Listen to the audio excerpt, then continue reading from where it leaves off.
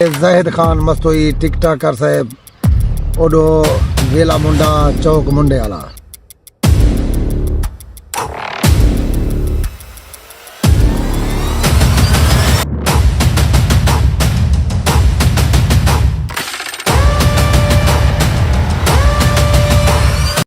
अस्सलाम वालेकुम दोस्तों, यूट्यूब वाले दोस्तों, टिकटॉक वाले दोस्तों, सारे दोस्तों को मेरी तरफ सलाम दी गया। सोशल मीडिया वाले को सारे को दोस्तों क्या हाल है? ठीक हो? खरिया ते तबीयत से ठीक है दोस्तों। आजकल एक टॉपिक चलता खड़े ज़ाहिद खान मस्तोई टिकटॉकर साहब ओडो वेला मुंडा चौक मुंडे वाला।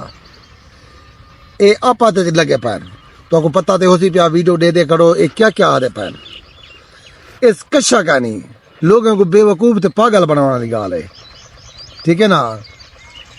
ओ ज़ाहिद खान माशाल्लाह तू सुलझा हुआ जवानी, पढ़िया लिखा जवानी, टिकटॉक करी माशाल्लाह, लोग तेरे अगो पिछो उड़दन बहदन द्रुदन बजदन ते कोई गाल ही जेब नहीं दे जा।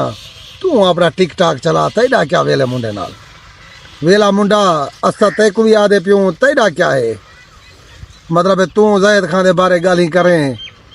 ये सोशल मीडिया ते मतलब वीडियो अपलोड करनी, ए रोजाना वेले मुंडे के खिलाफ गाली कर छोड़िया, ओ रोजाना ज़ाहिद खान के खिलाफ गाली कर छोड़िया। ये चंगी गाल तो कह नहीं। असा हर टाइम मतलब वीडियो दे दे बैठो। ज़ाहिद खान तुहारी भी वीडियो देख गिंदूँ, वेला मुंडा तुहारी भी वीडियो देख गिंदूँ। लोगों को आवाम को बेवकूफ़ ना बनाओ मेहरबानी करके। ये तो को गाली जेब नहीं देना। तुसा हर बार मतलब हर टाइम हिक्या गाली करने बैठो, उबा ई तो उबा ई वेला मुंडा तू अपने पहले वाले वक्त तुझा देख तो क्या हमें अल्लाह ताला जरा ना तक दी है इको जीवेर के खा समझी भी गाल। अरूज को जिवाल है ये मेरी गाल याद रखी मेहरबानी करके। तू जरा ना ओ गरीबों की हमदर्दी की कर, लोग तेरे को अंदर उन्हें मिल जुल की कर। ए पैसे गिंदी मिलन दे या फोटो बनावा सेल्फी दे पैसे गिंदी। तू कोई मुल्क का कोई एजरा मतलब है टिकटॉकर का मतलब वजीर अपना वो थी गई यूट्यूबर क्या है अल्लाह ताला तक अरूज रीते अपने हाले पहले हाले वक्त को देख तो क्या हमें आज क्या है दोस्तों को सपोर्ट कर सरे की बस ये वाले लोगों को सपोर्ट कर। कोई तक मिलन वास्ते आवे तक फोन मारे तो फोन चाह कम अज कम तू जो मतलब है आखे मैं हाँ ये नहीं होंदा। तेको पता है जिंदगी का पता है एक पल का पता कह नहीं। आज अरूज है तो जिवाल का बंदा कोई भी एक तैयारी तो मैं तंज नहीं करना पाया। कोई बंदा भी है अगर अरूज है तो जिवाल का इंतजार करे, जिवाल है तो अरूज का इंतजार करे। सरदार ज़ाहिद खान मस्तोई साहब असा तो भी याद है प्यूं माशाल्लाह तोरा उठन मान है नाल जवान हो माशाल्लाह तोरा चंगे ताल्लुक हैं। लेकिन तुसा भी मेहरबानी करके वेले मुंडे के खिलाफ गाली ना किया करो।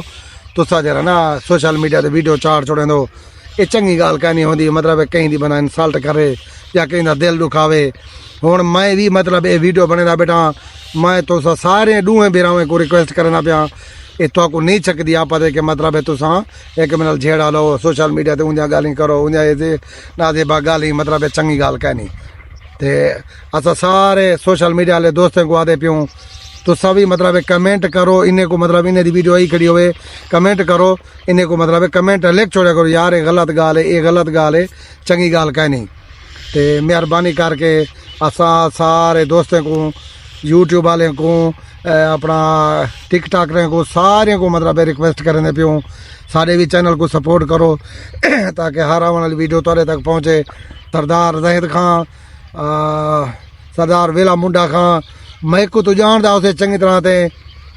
मेरा नाम अंसारी भी मेरा जनूबी सर अपना जनूबी केरा यार चैनल जियो जनूबी पंजाब मेरा चैनल भी। मैं एक दफा तेरे को भी आया हमी उता चौक मुंडे तेन मुलाकात भी की हमी आखे तो मैं तेरे फोटो भी शेयर करना व्हाट्सअप नंबर भी है पे। लेकिन तेको एक भी मैं रिक्वेस्ट करना पाया एक पल का जिंदगी का पता कहनी लोगों नाल गरीब लोगों नाल मुहब्बत वंड ठीक है ना। कई लोग ने जे मतलब अरूज थाए कोई पता नहीं लगा जीवाल आवन ते वक्त नहीं लगता।